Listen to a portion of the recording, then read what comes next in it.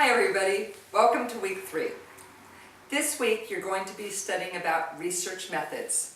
You're going to look at the techniques that sociologists use to test their theories and ideas about human behavior.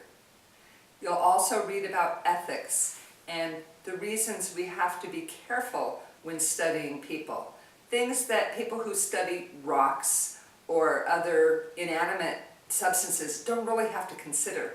A solvent doesn't care whether it's acid or base, but human beings have values and feelings. So when researching people, there are considerations that other scientists don't really have to be concerned with. Also, this week, you'll be taking your first survey. You'll be doing your critical thinking exercise. And what this assignment is, it involves looking at a website, reading the information, and then telling me your feelings about that information. There's no right or wrong answers. You get credit simply by doing the exercise.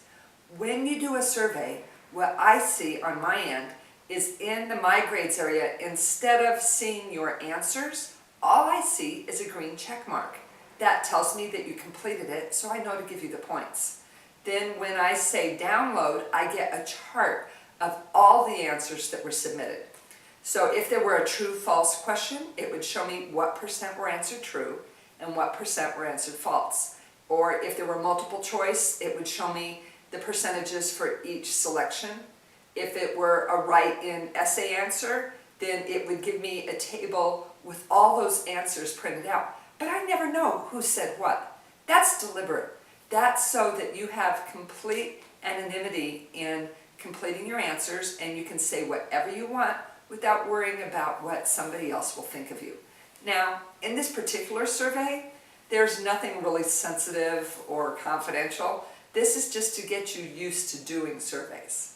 Later on, you'll do 2 others where I'll ask you specific questions about how you feel about this course. There, you might be a little hesitant to tell the teacher if you think something is really stupid. Now, some of you will have no reservations about that and you'll just tell me, and that's fine. I'm really open to hearing what your opinions are. But some people might feel a little awkward about that. And that's why throughout the term, I give you 2 anonymous surveys where you can tell me anything you want about this class. All of you, I'm sure, are familiar with the evaluations that are done at the end of every college class. Those are important, and I look forward to seeing those at the end. But the problem is with those, it's too late to change anything. All the feedback you give and an end of course evaluation helps the next students. It doesn't really help you. I want to make this your class. So the surveys I give help me to sometimes make changes on the fly and make adjustments to this class according to the needs of the students that I have in it. So that's the reason that I use surveys. And if you have any questions when you do the one on the critical thinking, please let me know. One last thing, I've really been getting to enjoy knowing you, as many of you have asked me questions through email or given me a phone call or through your journals. I'm little by little moving away from just having this roster of 30 names to knowing who you are as individuals.